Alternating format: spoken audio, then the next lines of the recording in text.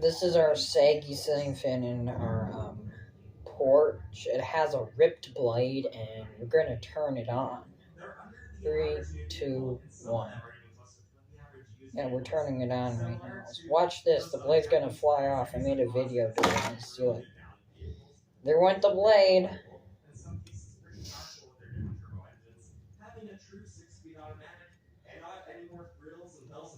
Oh, there went one blade. Ripped off.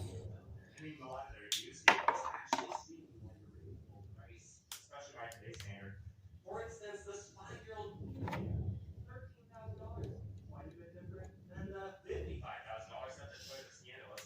Although I know this is not the same class of vehicle, it's a bit older and it's just not comparable. It's still 1/3 of the price.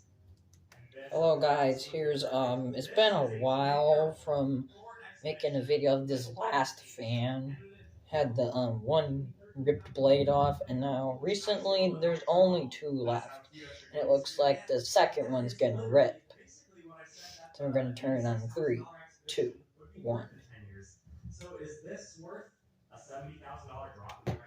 There it went. I got one more blade left. That's the 3rd time it happened.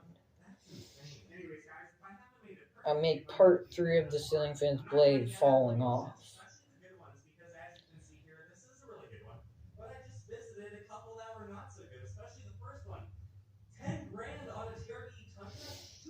Hello guys, here's part 3 of the ceiling fan's blade flying off on camera. I did it like 2 or 3 years ago, and here's part 3 of it. Sorry it took a while because I was doing stuff. Now here's part 3. You're gonna turn the fan on in 3, 2, 1. And I bet not messing with this thing either. It's been like this for a while.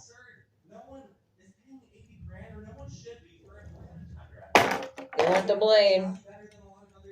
That's the 4th time it happened. And a truck like that is not actually going to be used for off-road use.